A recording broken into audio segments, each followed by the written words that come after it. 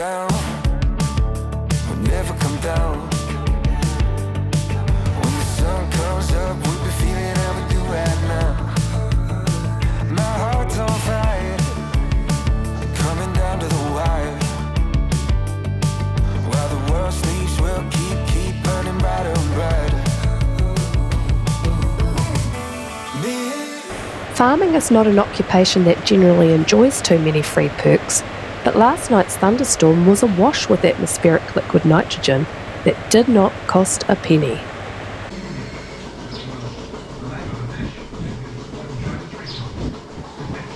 November has ended up being a very growthy month. We had plenty of long, hot, sunny days and regular warm rain, which is perfect for growing grass before summer hits. It has also been easier this year to keep the cow's diet consistent through a critical part of mating. The rain we have had has been during the night time and the sun comes back the next day. Now we have had a couple of wet days and rainy spells in November have always been our kryptonite.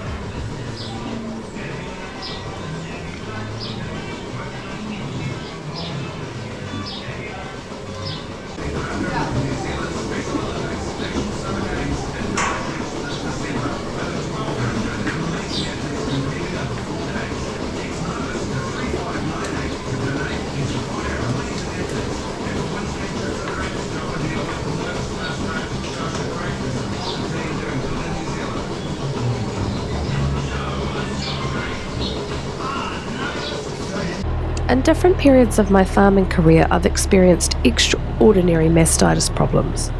It is probably the problem I dislike the most. It stresses me out completely.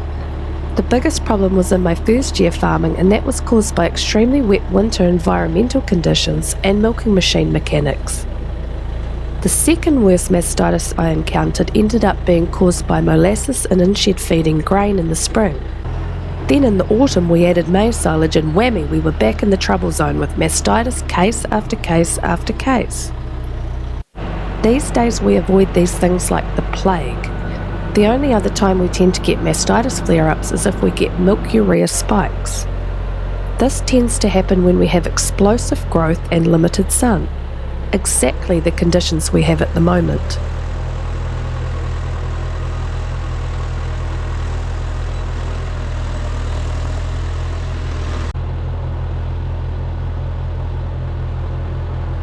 In these conditions we try to eliminate stress, so if the pastures are lacking sun and are likely to be too rich in quality when it's wet, we add dry baleage with lower protein levels and/or hay.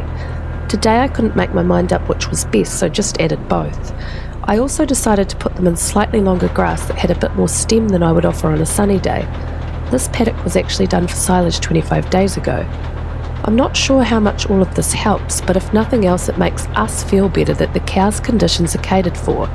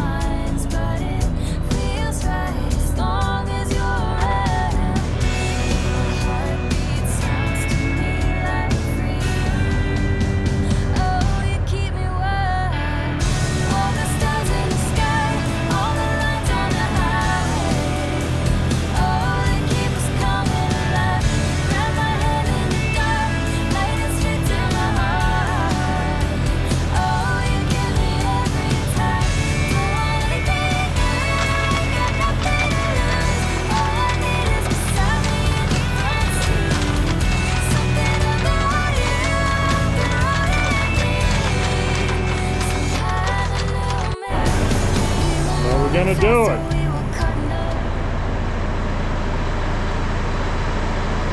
I first see if they can bail it, and then I'll wait till this afternoon to see if it's not raining.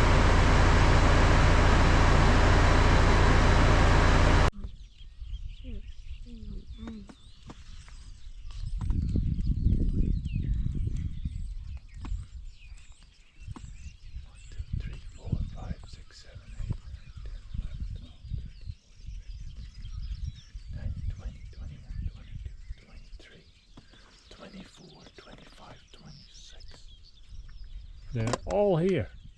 The calves follow behind the cows in the middle of the rotation. It illustrates the growth we have had when I tell you this paddock was mowed and grazed by the cows 12 days ago. We didn't end up feeding any meal or in-shed feeding to the calves this year because they seem to prefer second-cut hay. It makes them very slow to shift from paddock to paddock, which, depending on paddock size, is sometimes a twice-daily task. Today we were graced with the services of our oldest Huntaway. While he's a little rusty from spending too much time at school, he is always a great help.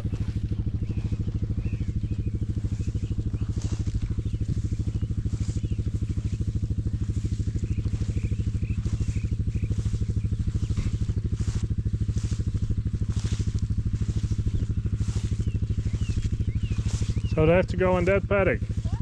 That paddock. Yeah. Chase them.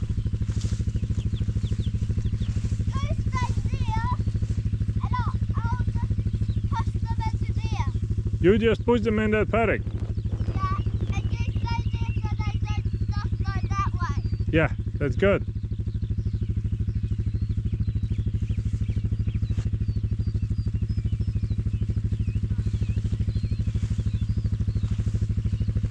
How's Gold Bully?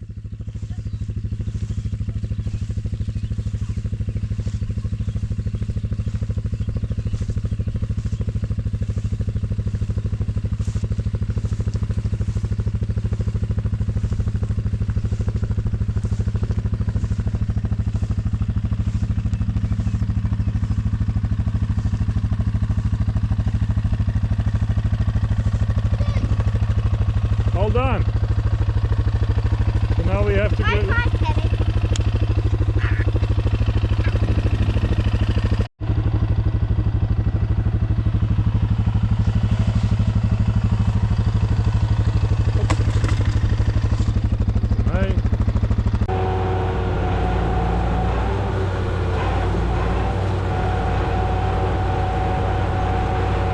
To hit a 30-day round at the 1st of January, the maximum amount of hay we can have shut at one time is 8 hectares.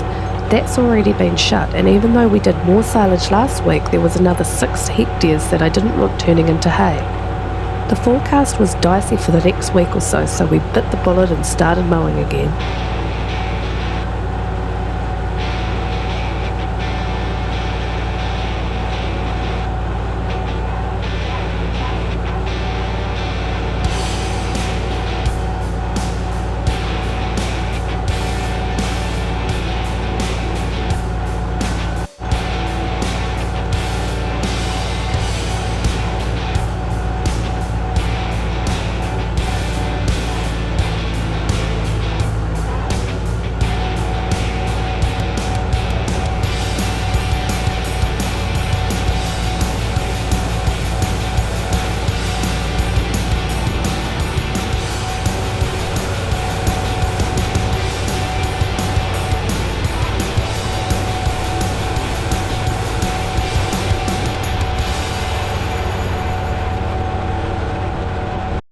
The next day, the sun came out, the breeze was stiff, and the drying was perfection. The last-minute impulsive silage plan had well and truly paid off, with a few more bales added to the season's tally before tomorrow's rain set in.